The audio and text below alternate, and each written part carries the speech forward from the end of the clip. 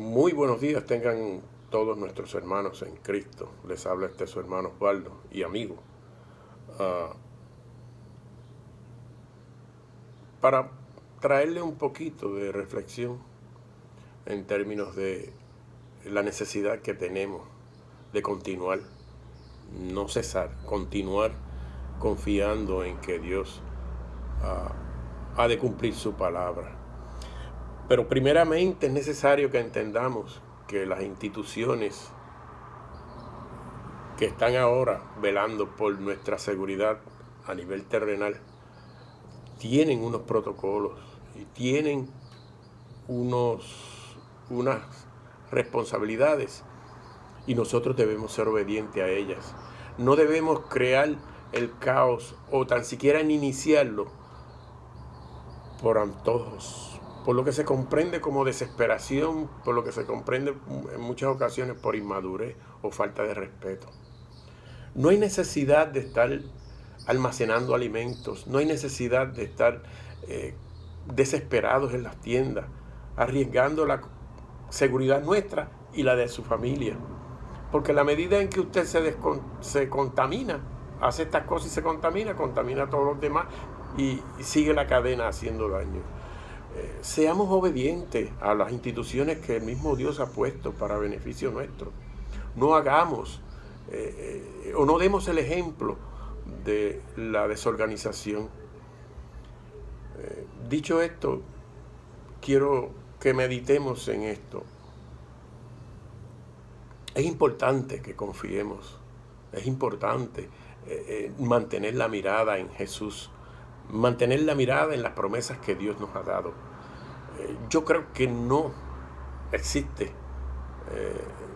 nada más alentador que, a pesar de que la tierra tiemble, a pesar de que se caigan los montes, o sea, todo tiemble y todo sea un terremoto a tu alrededor, Dios ha prometido cuidarte. Dios ha prometido restaurarte. Dios ha prometido darte vida. Pero tenemos que ser obedientes a la palabra de Dios. Esta situación en particular que nos ha traído en la pandemia esta de no poder tan siquiera enterrar a nuestros seres queridos, tan siquiera de verlos partir, tan siquiera de despedirnos de ellos, que sería lo más básico, es doloroso y a la misma vez crea un sentimiento negativo, porque ¿por qué yo tendría que pasar por una situación como esa? Y no es para cristianos y no es para no cristianos, es para todo el mundo, porque la norma es ahora esa, que tú no puedes, por la cuestión de los contagios, despedirte, o tan siquiera ese último abrazo, ese último toque, como realmente estamos acostumbrados a hacerlo. Bueno, la realidad es esa, la realidad es que no importa lo que el hombre haga, no importa la situación, Dios tiene el control. Y esto lo están haciendo por el beneficio nuestro, pero es doloroso. Porque recuerden que Dios puso en el corazón del hombre el amor por la familia.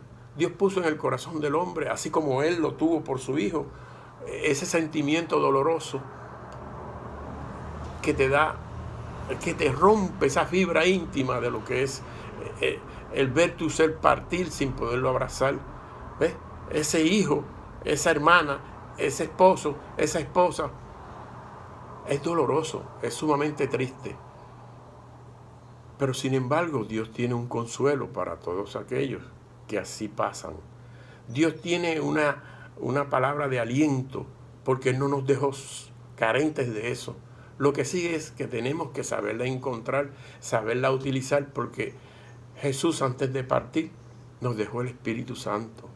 El Espíritu Santo nos guía al conocimiento de toda verdad, nos guía al conocimiento de la voluntad de Dios expresada en Jesús, expresada en la palabra. Y a la misma vez nos hace recordar que el pueblo de Israel, cuando Dios lo sacó de Egipto, estuvo muchos años, sobre 40, caminando y caminando. Y era Dios quien le proveía.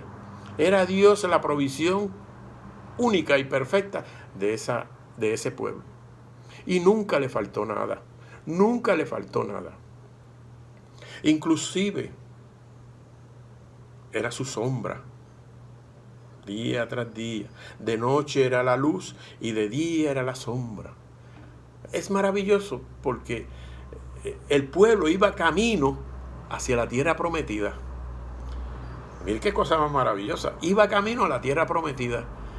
Y nosotros vamos también camino a la tierra prometida, que es la Canaán celestial.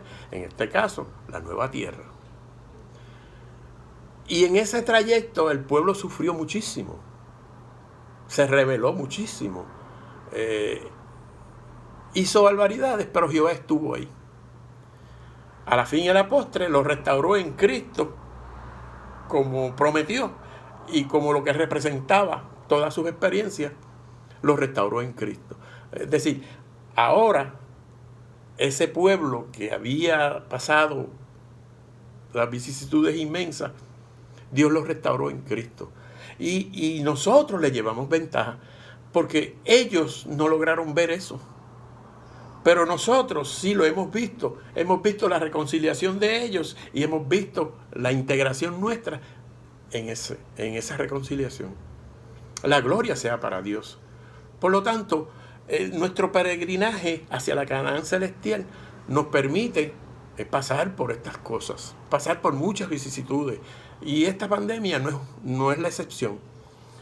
Aquí serán aprobados aquellos que por la fe perfecta, que es la fe de Jesús, se han allegado a Dios. Y aquellos que serán desaprobados es porque no se han sujetado a la voluntad de Dios.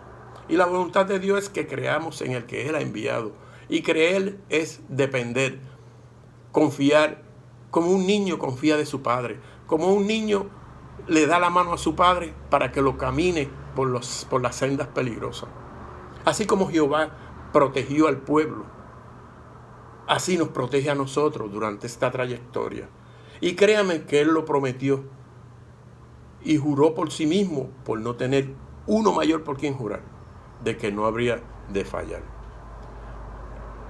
Este tipo de angustia, este tipo de tribulación no se compara con la gloria venidera, ni tan siquiera en principio, porque la gloria venidera es la restauración total de todas las cosas, en donde Dios ha prometido devolvernos a nuestros seres queridos, en donde Dios nos ha prometido una tierra nueva, en donde Dios nos ha prometido que no habrá más llanto, que no habrá más tristeza, que no habrá más enfermedad, porque ya Él venció, ya Él ganó.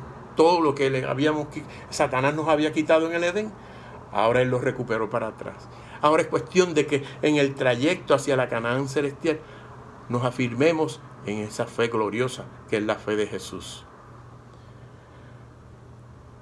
Y dentro de ese zarandeo que está sucediendo en este momento al mundo entero, Dios seleccionará a su pueblo.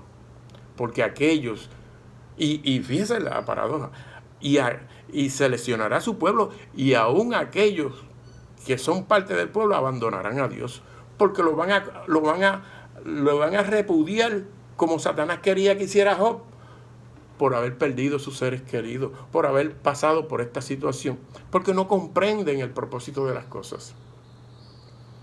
Dios es amor. Dios escribió en la Escritura, en lo que se llama la Biblia, en lo que se llama la palabra profética más segura, todas las garantías de que Él ha cumplido y cumplirá su palabra. No nos queda otra que esperar, no nos queda otra que confiar en lo que Él ha dicho. Yo cumpliré, yo haré. Y ese yo haré significa que Jehová lo mismo que hizo en el desierto con el pueblo, lo mismo que hizo integrando a todo el mundo en Jesús, lo mismo hará al fin de los tiempos, porque Él ha prometido que ha de cumplir. Él ha prometido que ha de restaurar todas las cosas en Cristo al fin de los tiempos. Y lo hizo. Lo único que falta es que todos lleguemos al conocimiento de su verdad para que seamos integrados y nuestro nombre sea escrito en el libro de la vida y Jesús pueda venir a recoger su iglesia.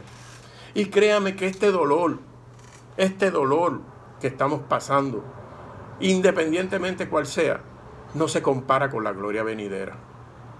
No se compara con la gloria venidera. Es decir, Jesús venció. Y cuando Jesús venció, que por cierto lo celebrábamos los otros días, venció el mundo entero. Jesús resucitó el mundo entero. Jesús está sentado a la diestra, ascendió el mundo entero. Jesús está sentado a la diestra de Dios. Está todo el mundo sentado allí. Porque es en Cristo en donde Dios ha levantado su nuevo pueblo, ha levantado la iglesia. Por eso es que la iglesia es invencible, por eso es que la iglesia tiene el poder que tiene, porque Jesús es la cabeza. Y todo lo que la iglesia pase no se compara con lo que Dios nos ha de regalar, nos ha de dar en la restauración de todas las cosas. Por eso mi llamado en este momento es a que seamos obedientes a las leyes, que seamos más que obedientes a la palabra de Dios. Porque las leyes fueron puestas para protegernos terrenalmente. Pero la ley de Dios, las normas de Dios han sido puestas para protegernos para la eternidad, mi querido hermano. Y se trata de la eternidad lo que está en juego cuando usted desobedece. Dios le va a devolver ese familiar. Mi mamá, tanto que la amo, Dios me la va de devolver porque Él lo prometió. Y no habrá más lágrimas, no habrá más llanto, no habrá más tristeza, no habrá más enfermedad, no habrá más dolor como estos a los que estamos pasando. Porque Dios enjugará toda lágrima. Y eso es lo que quiere decir que jamás se comparará. De hecho, Jesús lo compara o Pablo a través de Jesús, como cuando la mujer está por dar a luz, que tiene dolores y grita y toda la cosa. Pero después que da luz, la maravilla de ver a su hijo varón, a su hijo, o el que sea, le hace olvidar esa angustia que pasó. Y es bíblico. La realidad es que Dios nos hará olvidar todas estas cosas cuando podamos abrazar a nuestros seres queridos, a ese ser que se fue sin poderlo abrazar, a ese ser que se fue, que te rompió el alma. Dios te lo va a devolver. A ese tití, a ese hermanito, a ese papá, a esa mamá. Dios cumple su palabra. Dios ama a sus hijos.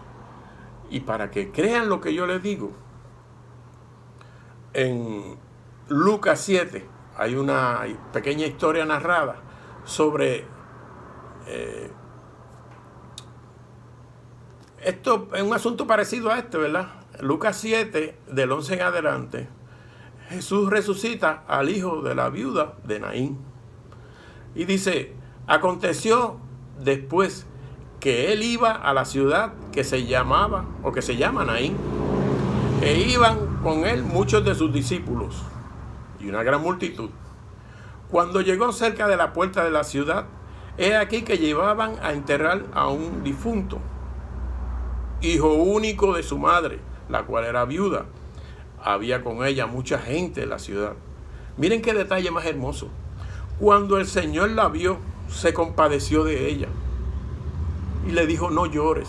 ¿Acaso Jesús no nos está diciendo ahora mismo, no lloremos, no nos descontrolemos, no desconfiemos? Porque yo tengo el control.